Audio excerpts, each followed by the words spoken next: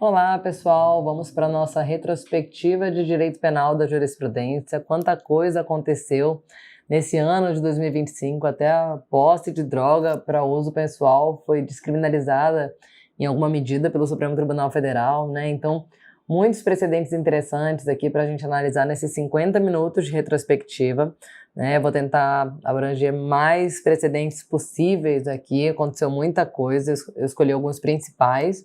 Não trouxe todos, porque o tempo realmente não dá.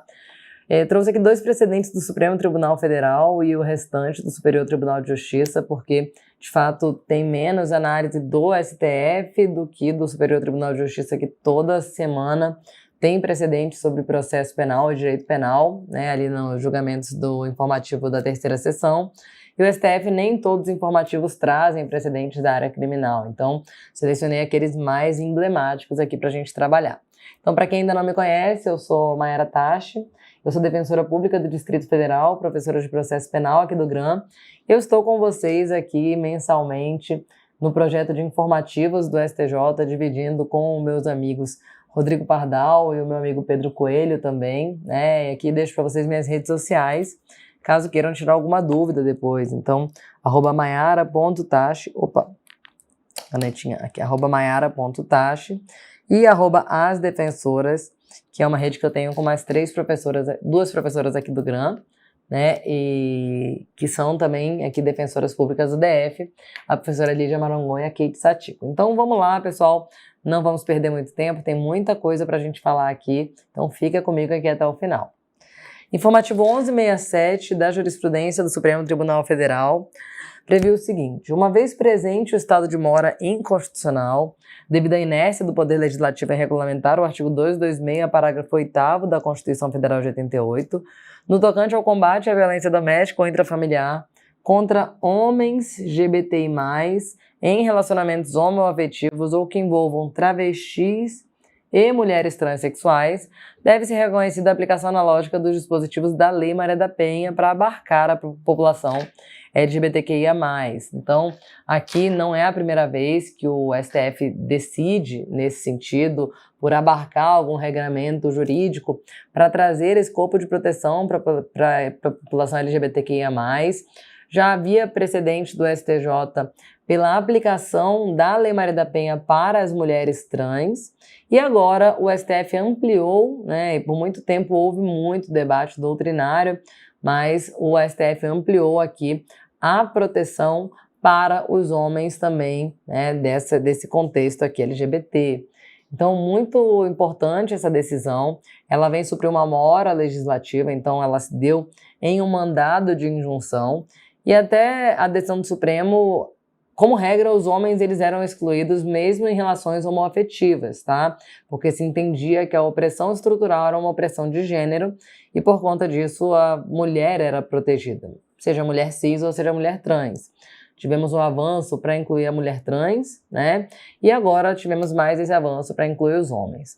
Em relação a esse precedente do STF, eu não vislumbro nenhuma inconstitucionalidade, de fato, porque não há a ampliação de uma norma punitiva, né? O que aconteceu lá na DO 26, por exemplo, em que houve a inclusão da população LGBTQIA+, no crime de racismo, houve uma ampliação de uma norma punitiva.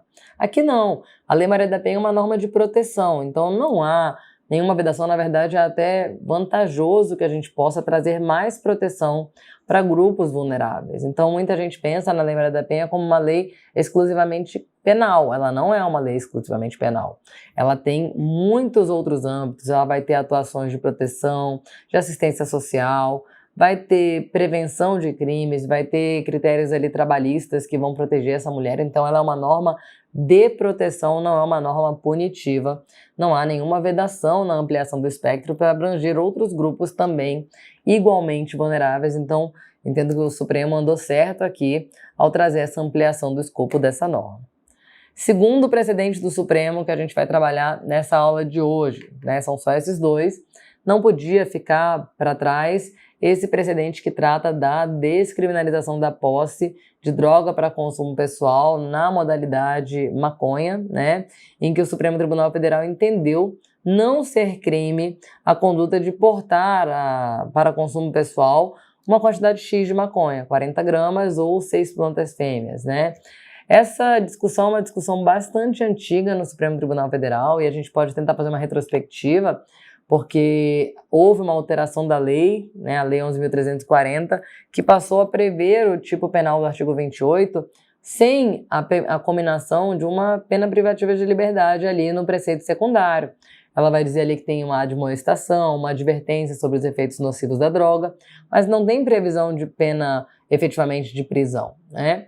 Por isso, por muito tempo se entendeu que houve a descriminalização do crime de drogas, de posse de drogas para consumo pessoal. O Supremo lá atrás falou nada disso. O que houve foi a despenalização. Continua sendo crime com vários impactos, mas a pena é aquela pena ali mesmo, é uma pena de advertência, não tem pena análoga aos demais crimes, mas continua sendo crime, especialmente porque é previsto no capítulo dos crimes em espécie da Lei 11.340, né? 11.343. 11.340 é a Lei Maria da Penha.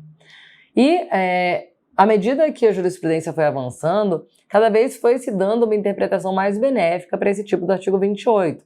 O tipo do artigo 28, por exemplo, admite transação penal, admite suspensão condicional do processo. Lá, nas hipóteses de revogação do sursi processual, a contravenção ela é uma modalidade de revogação facultativa, enquanto a prática de um novo crime insere a revogação obrigatória. O artigo 28 é crime, não é contravenção. Mas a jurisprudência do STJ vinha corriqueiramente aproximando eles das contravenções para fins de aplicação, né? Então, não incide reincidência, ele não vai caracterizar a revogação obrigatória, vai ser uma revogação facultativa. Então, tudo de consequência do artigo 28 já vinha sendo abrandado pela jurisprudência do STJ para aproximar a contravenção penal. E qual que é o raciocínio? A contravenção penal tem pena de prisão simples, que é muito mais grave do que as penas previstas para o artigo 28. Portanto, seria desproporcional eu manter um resultado mais gravoso para o artigo 28 do que aquele que eu tenho para as contravenções penais. Então, com base nisso, né, houve ali, então, um abrandamento das consequências do artigo 28. E aí a gente chega até o precedente do Supremo Tribunal Federal, que vai descriminalizar efetivamente, afastando qualquer efeito criminal das condutas de posse de droga para consumo pessoal, limitando a maconha. E isso foi o resultado final da votação. Durante as discussões, por exemplo, o ministro Gilmar Mendes era favorável a descriminalizar qualquer droga, né? E depois ele evoluiu ali na discussão, acabou se adequando à maioria, mas a verdade é que a discussão também passou pela análise de possibilidade de descriminalizar outras drogas, mas eles entenderam que nesse momento não seria possível, que a maconha seria a única droga possível de descriminalização. O que eles decidiram então agora? Vamos ver o precedente, feito esse panorama histórico. Não comete infração penal quem adquirir, guardar, tiver em depósito, transportar ou trouxer consigo para consumo pessoal a substância cannabis sativa, né, conhecida como maconha, sem prejuízo do reconhecimento da ilicitude extrapenal da conduta, ou seja, pode haver ali uma ilicitude administrativa, com a apreensão da droga e a aplicação das sanções de advertência sobre os efeitos dela e medida educativa de comparecimento a programa ou curso educativo. As sanções estabelecidas no incisos 1 e 3 do artigo 28 serão aplicadas pelo juiz em procedimento de natureza não penal, tá? Então, procedimento administrativo sem nenhuma repercussão criminal para a conduta. A regra era que a gente elaborava um TCO, um termo, né, circunstanciado de ocorrência, não instauraria inquérito, porque é uma infração de menor potencial ofensivo, mas aqui não, né? Agora, a partir da decisão do Supremo, nem TCO você vai lavrar, é um procedimento administrativo que não tem nenhuma natureza criminal e nenhuma consequência criminal também. Em se tratando de posse de cannabis para consumo pessoal, a autoridade policial apreenderá a substância e notificará o autor do fato para comparecer em juízo na forma do regulamento a ser aprovado pelo CNJ. Até que o CNJ delibere a respeito, a competência para julgar será dos juizados especiais criminais, só que vedada a atribuição de qualquer efeito criminal para a sentença. Nos termos do parágrafo 2º do artigo 28, será presumido usuário quem, para consumo próprio, adquirir, guardar, tiver em depósito, então será presumido, tá? Isso aqui é importante, transportar ou trouxer consigo até 40 gramas de cannabis sativa ou 6 plantas fêmeas, que são aquelas que podem vir a extrair ali a maconha, né, a droga efetivamente. Então, essa aqui gera uma presunção de que seja usuário. Presunção não é absoluta. Então, se há presunção, essa presunção pode ser desconstituída e isso o Supremo também vai trazer no precedente dele. Então, aqui, ao invés do contrário, que era a presunção de culpabilidade, a gente tem a presunção de que aquela pessoa é usuário quando ela é pega nesse contexto, mas existem situações que podem afastar essa presunção, ok?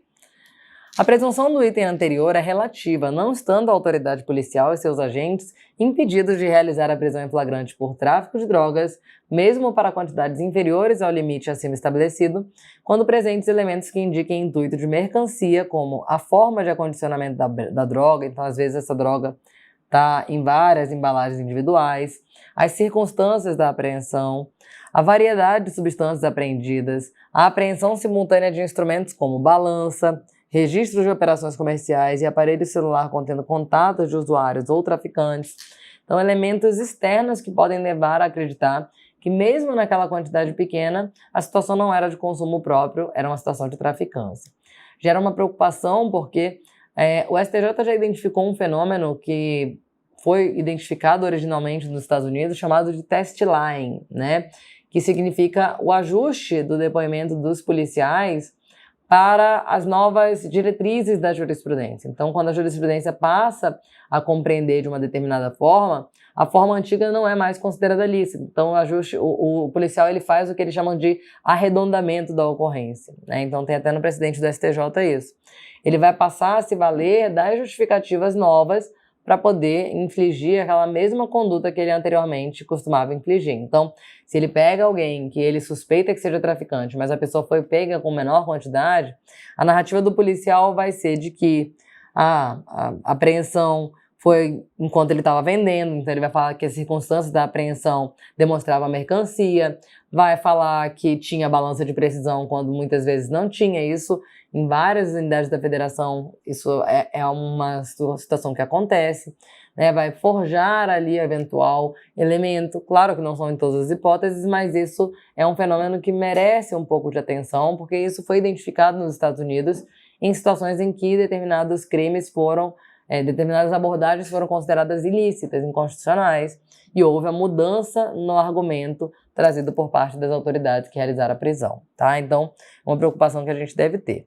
Nesses casos, caberá ao delegado de polícia consignar no auto de prisão em flagrante justificativa minudente para afastamento da presunção de porte para uso pessoal, sendo vedada a alusão a critérios subjetivos arbitrários, ou seja, né, a ideia de tirocínio policial, que a gente já sabe que não existe. Na hipótese de prisão por quantidades inferiores à fixada no item 4, deverá o juiz, na audiência de custódia, avaliar as razões invocadas para afastamento da presunção.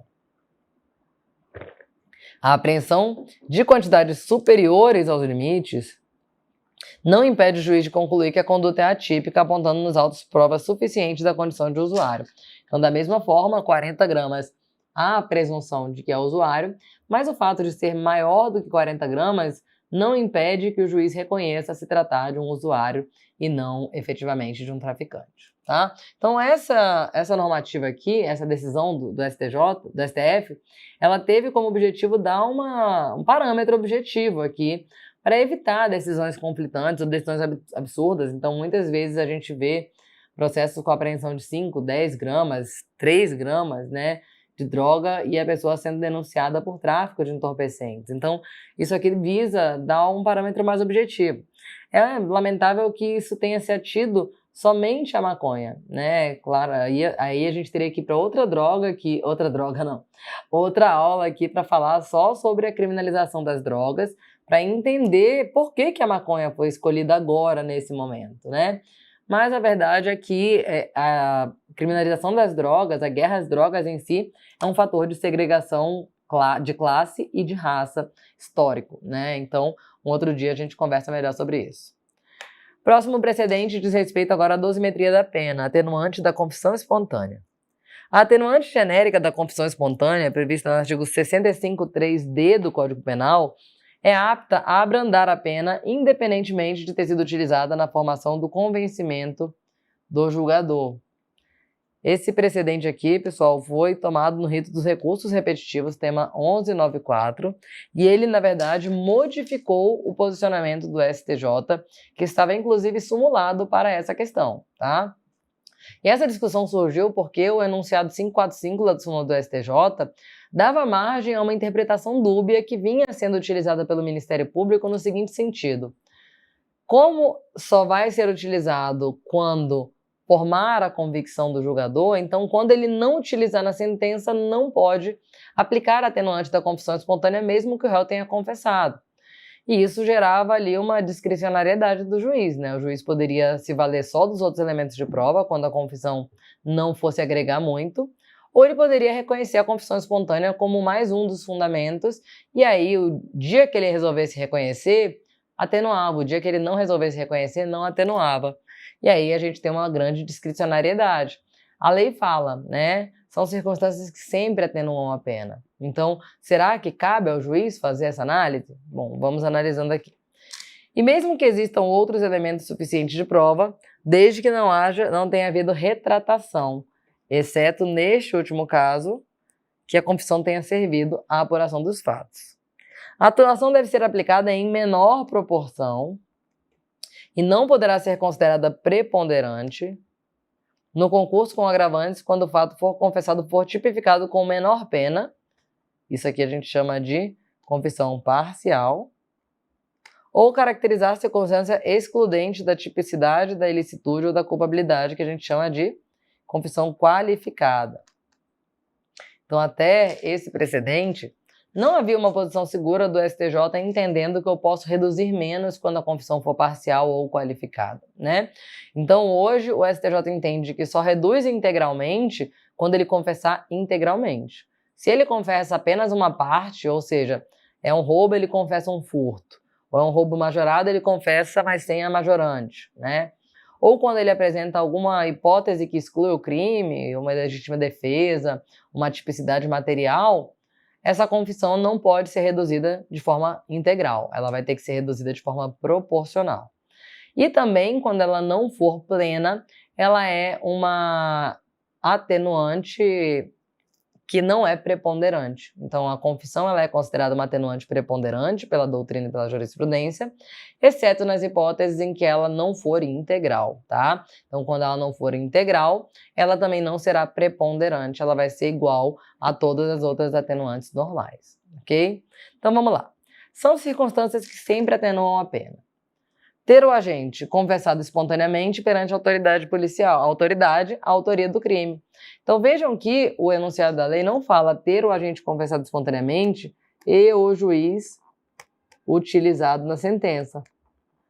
A lei não condiciona a utilização, né? Então, como a lei não condiciona, isso não pode ser uma condição para eu aplicar a atenuante da confissão espontânea. Então, o que os membros do Ministério Público falavam era que o enunciado da súmula, eu vou passar aqui para vocês, que dizia: quando a confissão for utilizada para a formação do convencimento do julgador, permitia, a contrário senso, eu entender que quando ela não for utilizada, o réu não fará jus à atenuante. Mas, na verdade, esse enunciado foi elaborado tendo como objetivo incluir a redução da confissão parcial e qualificada. Então, na época da elaboração do enunciado sumular pelo STJ, não era para dar esse poder para o juiz, mas era justamente porque haviam alegações de que a confissão parcial e a confissão qualificada não serviriam para atenuar a pena.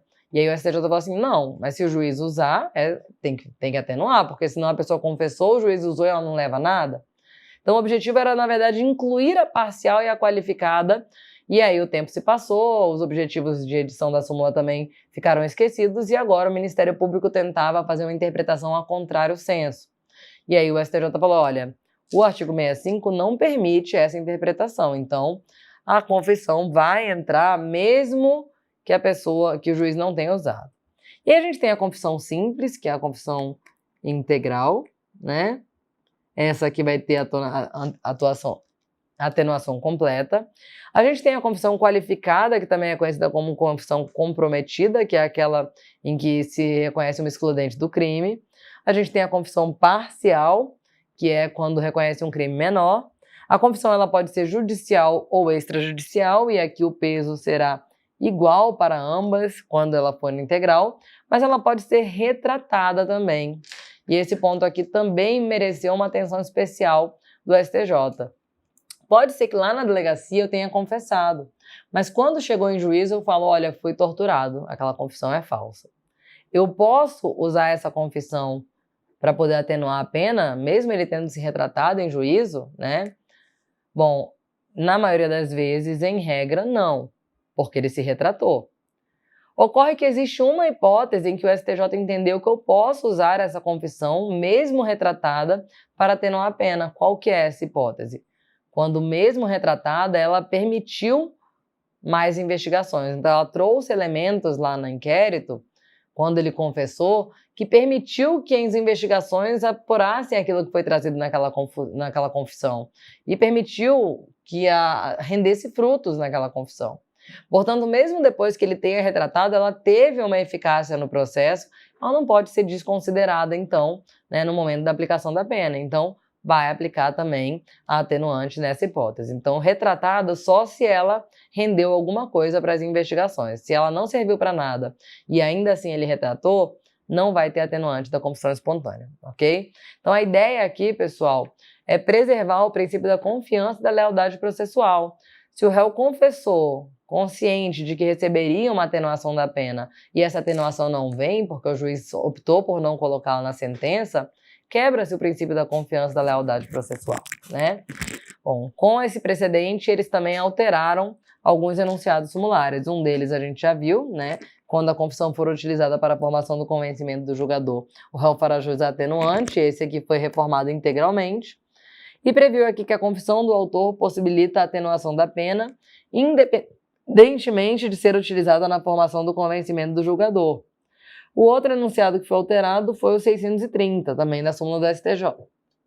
A incidência da atenuante da confissão espontânea no crime de tráfico ilícito de entorpecentes exige o reconhecimento da traficância pelo acusado, não bastando a mera admissão da posse ou propriedade para uso próprio. O que é isso aqui? É uma confissão parcial.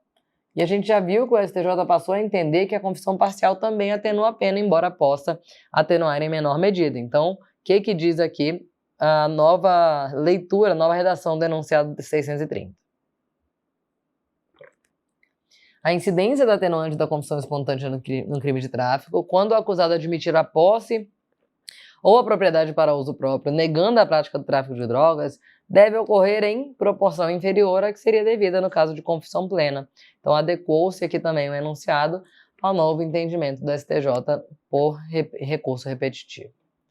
Informativo 868 também trouxe uma decisão importante no tema 1192. O cometimento de crimes de roubo mediante uma única conduta e sem desígnios autônomos, né, contra o patrimônio de diferentes vítimas, ainda que da mesma família, configura concurso formal de crimes. Então, aqui também, recurso repetitivo consolidando um posicionamento do STJ. Então, se eu tenho um crime numa residência, por exemplo, e tem várias vítimas ali que estão sendo assaltadas, né? Então, um crime de roubo. E aí eu roubo o patrimônio de várias delas. Eu pego coisa do pai, pego coisa da esposa, pego coisa da filha, pego coisa do filho, né? São 4 bens jurídicos. Eu tenho aqui um crime único? Não, os patrimônios são distintos. Embora estejam no mesmo local, são patrimônios distintos. Só que eu pratiquei eles mediante uma única conduta, um único crime de roubo. Então, eu posso somar essas penas? Não, porque não é hipótese de concurso material, não foram várias condutas, e também não há desígnios autônomos, tá? Então, aqui também há a previsão de que se há desígnios autônomos, aí eu vou somar as penas, porque aí são concurso formal impróprio. Nesse caso aqui não há desígnio autônomo, então, portanto, a gente vai ter um concurso formal de crimes propriamente dito, em que haverá a definição da pena e não haverá somatória, né, dos crimes, mas sim uma exasperação. Então, se eu tenho ali, por exemplo, 4 testemunhas, ali, quatro vítimas, eu vou ter o aumento da pena numa fração, né? Então, vamos lá. Eu tenho um crime inicial e aí eu aumento para cada crime subsequente. O STJ adota uma fração específica, né, para cada crime. Então, se eu tenho 2 crimes, aumenta 1/6. Se eu tenho 3 crimes, aumenta 1/5. Se eu tenho 4 crimes, aumenta 1/4. Se eu tenho 5 crimes, aumenta 1/3 e vai aumentar até a metade se eu tenho 6 crimes ou mais, né? Então, concurso formal de crimes. Próximo precedente. O dolo no crime de estupro consiste na vontade de constranger a vítima à prática de ato libidinoso, não sendo necessária a intenção de satisfazer a lascívia. A gente tem uma série de descrições de crimes sexuais bem específicos, né? E o crime de estupro ele só tem como intenção constranger a vítima por meio de violência ou grave ameaça à prática de ato libidinoso ou ato sexual, né? Então, ou conjunção carnal propriamente dita ou ato de libidinoso diverso da conjunção carnal, tá? Ele não exige que para isso o acusado satisfaça a própria lascívia. Professora, não entendi, né? Porque a gente pensa num crime sexual, uma pessoa com um desejo sexual satisfazendo seu desejo sexual. Mas não necessariamente o estupro tem esse caráter sexual. Ele, às vezes, é só o meio pelo qual a violência é praticada. Os crimes sexuais têm como uma característica muito importante a necessidade do agressor de se impor em relação à vítima. Então, ele muitas vezes tem ali o meio sexual como acessório. A intenção é demonstrar a dominação da vítima em relação ao agressor. E esse precedente aqui é muito interessante, né? O crime teria sido praticado como forma de correção, né? Então a gente está corrigindo um comportamento por meio do estupro. A gente tem inclusive a hipótese de estupro corretivo que é muito comum de vermos em mulheres lésbicas. Então mulheres lésbicas que o patriarcado não admite que elas sejam lésbicas, que elas tenham uma orientação sexual própria, que não seja aquela integralmente entregue para os homens, né, porque a mulher é objeto do homem. Eles querem corrigir a mulher lésbica para que ela vire heterossexual, para que ela volte para o padrão de normalidade. Então percebam que nesse estupro corretivo é muito comum que ele não tenha nenhum desejo sexual. Muitas vezes são mulheres com características mais masculinizadas, que são vítimas desse tipo de crime, que não geram desejo sexual para o homem hétero, mas ele quer puni-la por ela ter saído do eixo que é esperado para uma mulher, né? Então o estupro corretivo ele não tem como objetivo satisfazer a lascívia, mas a lei não prede isso, tá? Então a gente tem crime de satisfação da própria lascívia, que tem outras diretrizes, e a lei aqui ela só exige que seja constrangimento para a prática do ato, incluindo aí hipóteses em que não há nenhum tipo de desejo sexual, ok? O dolo eventual é compatível com o reconhecimento de desígnios autônomos, justificando a aplicação do concurso formal impróprio, tá? Então, havia uma discussão também muito grande se era possível que eu tivesse desígnios autônomos no dolo eventual. Por quê? Porque o dolo eventual, ele não é um dolo direto, eu não quero o resultado. Eu simplesmente assumo o risco da produção do resultado, eu não me importo que ele ocorra. E aí a dúvida que existia era, mas se eu não estou querendo o resultado, como é que eu posso não querer 2 resultados diferentes? E aí a jurisprudência se alinhou mais no sentido de entender que eu posso também assumir risco de resultados diferentes que eu visualizei. Eu posso ver ali a morte de A e B e ignorar a morte de A e B. Tanto A quanto B, eu não me importo que morram. Então, nesse contexto, o STJ entendeu que é compatível. Quer dizer que todas as vezes vai ser? Não. Mas ele está dizendo que não é incompatível com a figura do dolo eventual a possibilidade de que haja desígnios autônomos, tá? Esse precedente aqui foi dado num contexto do tribunal do júri, que é onde a gente consegue enxergar mais, né, esse tipo de situação. Então, o dolo eventual, ele pode ser com desígnio único, mesmo que eu atinja 2 vítimas, eu posso ter ali o concurso formal próprio, mas também nada impede que possa haver o desígnio autônomo, com isso atraindo a regra do concurso formal impróprio. Qual que é a diferença? No concurso formal próprio, eu exaspero a pena mais grave, aumento uma fração. No concurso formal impróprio, eu aplico a regra do cúmulo material, que é também aplicada por concurso material. Então, como regra, o concurso formal impróprio é mais prejudicial, eu somo as penas, né? Existem algumas hipóteses em que não, né? Dependendo do crime, da pena, pode ser mais vantajoso o concurso material, mas isso são exceções. Informativo 860. A qualificadora do homicídio praticado mediante paga ou promessa de recompensa não se comunica automaticamente ao mandante do crime. Decisão da terceira seção, né? E por unanimidade. Então, esse é o posicionamento do STJ. Essa também era uma discussão boa na doutrina. A qualificadora da paga, ela se aplica ao mandante e ao matador? Ou aplica-se só ao matador, não se aplica ao mandante, né? Depende. Pode se aplicar ao mandante, ao matador, mas ela tem como natureza se aplicar ao matador, a pessoa que recebe dinheiro para matar. Porque isso aqui, né, a paga, ela entra dentro da qualificadora do motivo torpe. O que é o motivo torpe? É um motivo abjeto, é um motivo nojento, é um motivo desprezível pelo qual alguém pode matar o outro. E matar por dinheiro é desprezível, né? Então, inclusive, há quem fale na doutrina que a própria enumeração expressa da paga ou promessa de recompensa leva à conclusão de que essa qualificadora do motivo torpe sempre seria relacionada a questões pecuniárias. Não é o que predomina, tá? Mas a ideia clara é: paga ou promessa de recompensa, se você recebe dinheiro para matar alguém, isso é torpe, isso é abjeto. Agora, a pessoa que manda matar não necessariamente pratica o crime por motivo torpe.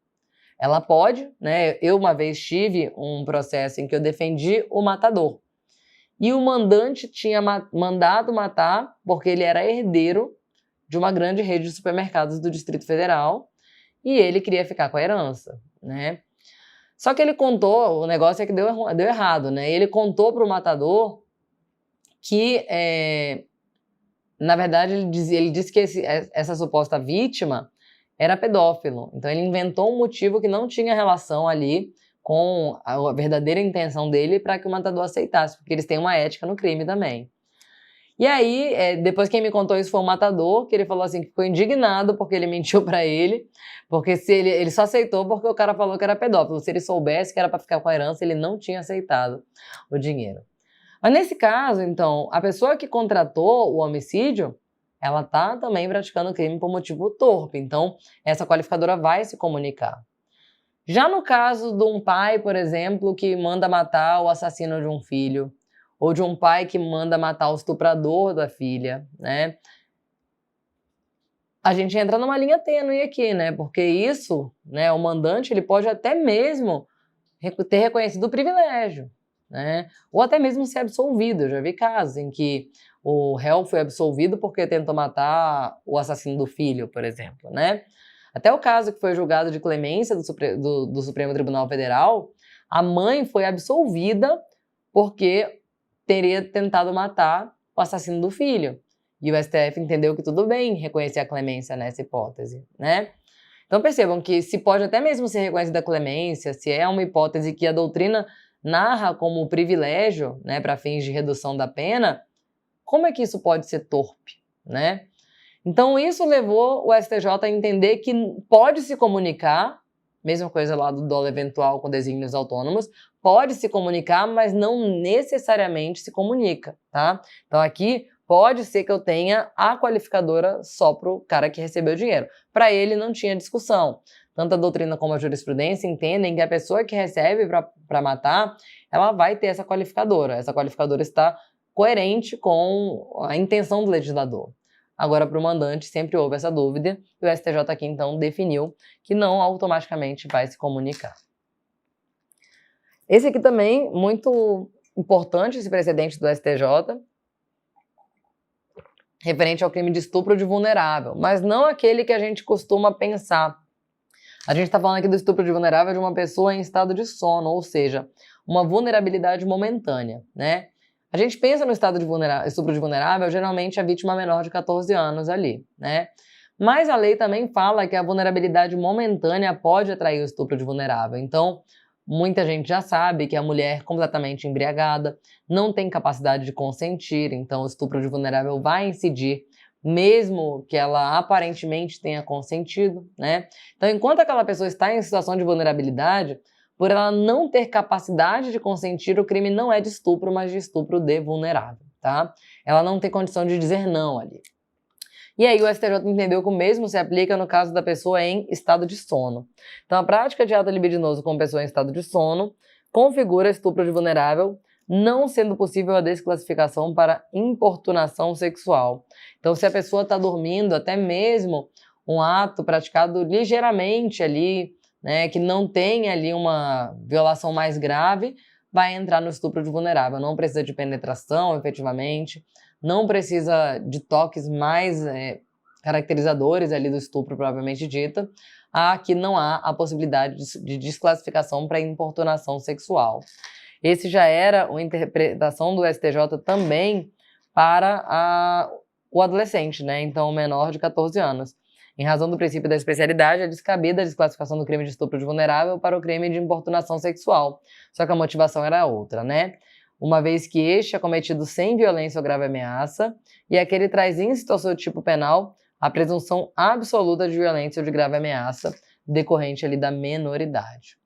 E a gente tem aqui também o seguinte precedente do STJ. Não é cabível a modalidade tentada para o crime de estupro de vulnerável, uma vez que qualquer contato libidinoso com menor de 14 anos já consuma o delito. Então não existe estupro de vulnerável tentado, tá? Sendo irrelevante se a conduta foi interrompida ou superficial, pois o bem jurídico da dignidade e liberdade sexual da vítima já se encontrava violado. Além disso, a ligeireza do toque já caracteriza o estupro de vulnerável. Então, toques por cima da roupa. A jurisprudência da STJ já entendeu que o beijo lascivo pode caracterizar também ali o estupro de vulnerável. Então, não precisa ser um toque na região íntima. Um beijo lascivo numa criança já é estupro de vulnerável. O toque por cima da roupa ou por baixo da roupa é indiferente. E isso gera algumas desproporções, né? Obviamente. O STJ mesmo já reconheceu que deveria haver um tipo intermediário para essas situações, porque a gente vai ter situação em que há um toque por cima da roupa da criança, né, nas nádegas, por exemplo, que pode até gerar uma dubiedade se realmente aquele toque tinha qualquer intenção ali sexual. Ele vai ter a mesma pena de um crime de uma pessoa que faz uma violação grave numa criança, que penetra um bebê, por exemplo, né? E a pena vai ser idêntica. Então há realmente necessidade de um tipo penal intermediário, já que não se aplica a importunação sexual, tem que haver uma diferenciação entre a pessoa que de fato estupra uma criança, pratica uma conjunção carnal, pratica um ato libidinoso grave com a inserção de dedos, com outras situações muito mais aviltantes do que um toque por cima da roupa, já que viola o princípio da proporcionalidade, né? Então hoje o posicionamento do STJ é: tocou em criança ou adolescente, automaticamente vai levar ali para o tipo de estupro de vulnerável, não tem um meio termo, né? E o que eu percebo, fazendo defesa nesses crimes de estupro de vulnerável, é que muitas vezes há um limiar muito tênue ali entre decidir se aquele ato tinha essa intenção lasciva ou se era um ato despropositado. Então tudo fica muito na margem da interpretação quando a gente fala desses toques que não são obviamente sexuais.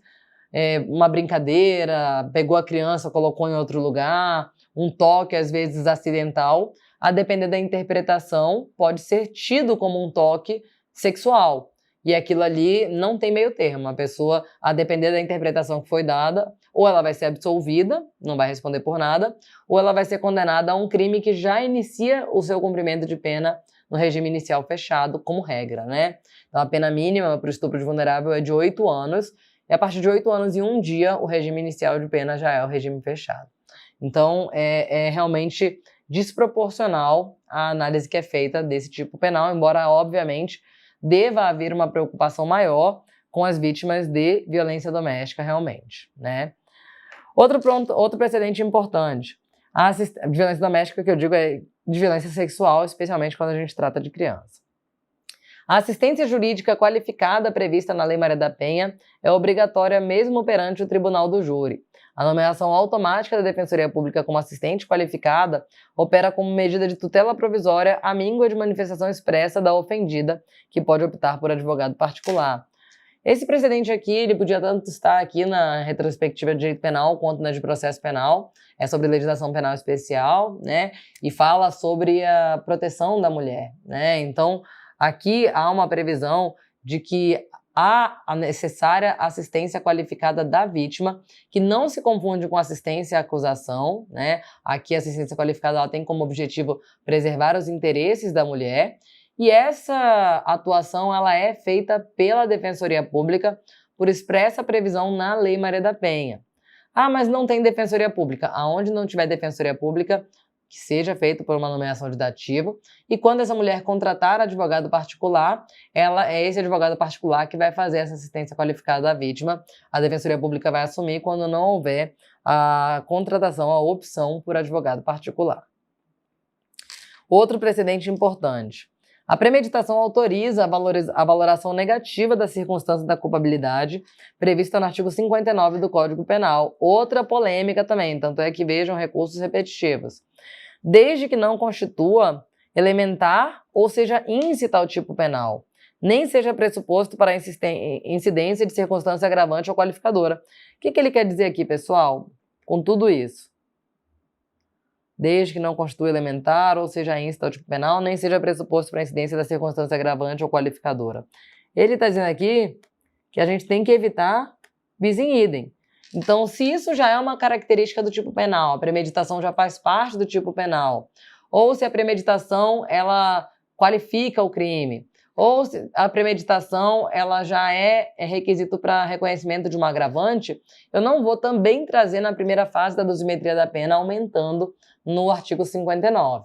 Agora, se não é nenhuma dessas hipóteses, eu posso sim usar a premeditação para entender que esse crime é mais grave, né, do que o crime normal. Então, a premeditação ela pode sim tornar mais grave e não é automático, tá? Aqui, ó, a exasperação da pena pela premeditação não é automática, devendo haver fundamentação específica acerca da maior probabilidade da conduta no caso concreto. Por quê? Porque pode ser também que essa premeditação não seja uma frieza maior, né? Não seja uma coisa mais maquiavélica, mas a pessoa premedita porque ela ainda não está preparada para praticar o crime. Então isso pode ser, na verdade, o autor dos fatos titubeando em praticar o crime, gerando mais reflexão, né? Demorando mais para tomar coragem de praticar o crime. Então não é automático. Então não vai incidir a premeditação na fase do artigo 59 quando ela constituir elementar ou for íncita ao tipo penal, quando ela for pressuposto necessário para agravante ou qualificadora, ou quando ela for tratada como de incidência automática, ou seja, quando não houver motivação correlata para a incidência dela.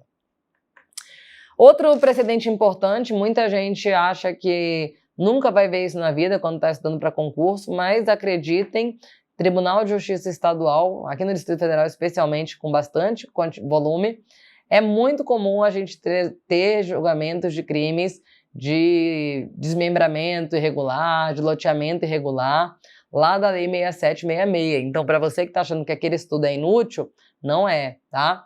Frequentemente nós temos casos de parcelamento irregular do solo, e aí então a gente precisa entender também quais que são os precedentes do STJ sobre o assunto. Não é raridade, pessoal, juro para vocês, viu? E o STJ entendeu o seguinte: se o loteamento é regularizado antes do oferecimento da denúncia, o fato é atípico, né? Afasta a tipicidade da conduta imputada ante a ausência de dolo do agente. Então, isso demonstra que já havia uma intenção de regularizar aquele loteamento, portanto, não havia dolo do agente, o fato é atípico, tá? Isso aqui eu entendo que seria uma medida, na verdade, de política criminal, né? Eles tentaram dar um meio termo ali. Por quê, pessoal? A maioria dos casos de parcelamento irregular do solo urbano não pega o grileiro, tá? Então, a gente fala, mas é porque tem que pegar o loteador, tem que pegar o cara que usurpou o lote. Às vezes é lote público, né, também, não é nem lote privado, ou às vezes é lote privado que não foi precedido da autorização específica para lotear. Enfim, mas a maioria das vezes ele vai pegar a orelha seca mesmo, é o seu Zé que comprou, aí estava muito grande, ele dividiu em 4 lotes ali para poder passar para frente, porque ele queria ficar só com um cantinho para ele ali, fazer a hortinha dele, pegou a seção de direitos, achou que estava fazendo um negócio regular, não estava, tá? Então aqui eu acho que me parece que é mais uma questão de política criminal para tentar afastar a prática de crime, né? Então constitui crime contra a administração, dar início de qualquer modo ou efetuar loteamento ou desmembramento do solo para fins urbanos sem autorização do órgão público competente ou em desacordo com as disposições dessa lei. e aí se posteriormente há regularização antes do oferecimento da denúncia, a gente não tem a condenação. Esse entendimento, inclusive, já era o entendimento do STJ desde do informativo 221 aqui em 2004, ok? É desnecessária a perícia técnica para configurar a qualificadora referente à escalada em furto, cujo iter criminis foi testemunhado pelos policiais. Aqui os policiais são testemunha propriamente dita do crime. Então, a lei não fala que eu tenho que ter exame de corpo de delito quando a infração deixar vestígios? Fala. Mas ela traz uma ressalva. Qual que é a ressalva? Prova testemunhal. A confissão não serve, mas a prova testemunhal serve para suprir a prova pericial que não foi realizada. Então, a escalada, ela é um meio incomum para se ingressar em um determinado local. Ela pode ser tanto para cima, subindo uma escada, como pode ser cavando um túnel, como pode ser para baixo, pelos lados, né? Então, uma forma incomum de entrar, não é a forma regular. E a escalada pode ser comprovada por prova pericial, né? Já peguei perícia que tinha os pezinhos do cara bonitinho na parede subindo, ou pode ser suprida pela prova testemunhal. E quando os policiais testemunham o crime, essa prova ela é idônea, de acordo com o artigo 167 do Código de Processo Penal. Outro precedente. Em casos envolvendo a prática de homicídio na direção de veículo automotor, havendo elementos indiciários que subsidiem com razoabilidade as versões conflitantes acerca do dolo, ainda que eventual, a divergência deve ser solvida pelo Conselho de Sentença, evitando-se a indevida invasão da sua competência constitucional. Então, o que eles estão falando aqui é que nem todo o homicídio praticado na condução de veículo automotor é culposo, né? A gente sempre pressupõe a hipótese lá do Código de Trânsito Brasileiro, mas eu posso também usar o veículo como uma arma. Pode ser um acidente, né, decorrente de imprudência, negligência ou imperícia, mas pode ser doloso, e esse dolo pode ser eventual em alguma situação. A jurisprudência costuma, e a doutrina também, analisar as circunstâncias externas, né? Qual que era a velocidade, se a pessoa tinha ingerido bebida alcoólica e qual a quantidade de bebida alcoólica ingerida, porque a gente sabe também que existe uma previsão de homicídio culposo com embriaguez ao volante lá no CTB, né? Então, havendo dúvida acerca do elemento normativo, eu tenho que submeter ao julgamento perante o Tribunal do Júri, porque só eles podem reconhecer um crime doloso contra a vida. Então, se existe a possibilidade de haver um dolo, são eles que vão decidir. A tipicidade do crime de tráfico de drogas se configura pelo transporte de substâncias que individualmente constituem ou são precursoras de entorpecentes, mesmo que a combinação dessas substâncias não conste da lista de substâncias proibidas pela Anvisa. Esse caso aqui foi um precedente em que eles realizaram uma abordagem e nessa abordagem havia um solvente, mas esse solvente ele era preparado com a fusão de várias coisas que individualmente consideradas são consideradas droga. Então o STJ entendeu que mesmo que elas estejam aglutinadas, né, se os seus componentes por si são considerados drogas, ela também vai ser considerada drogas para fins da capitulação do crime de tráfico. E aqui, pessoal, os últimos precedentes dizem respeito à hipossuficiência, né, para a caracterização ali do crime de multa. Então, a lei prevê que a pena de multa, ela é sanção penal. Isso significa que se eu tenho a prática de um crime que vai resultar numa pena privativa de liberdade e numa pena de multa, eu só vou ter a extinção da punibilidade dessa pena com o cumprimento de ambas as sanções, certo? Certo. Então a pena de multa ela é pena como qualquer outra.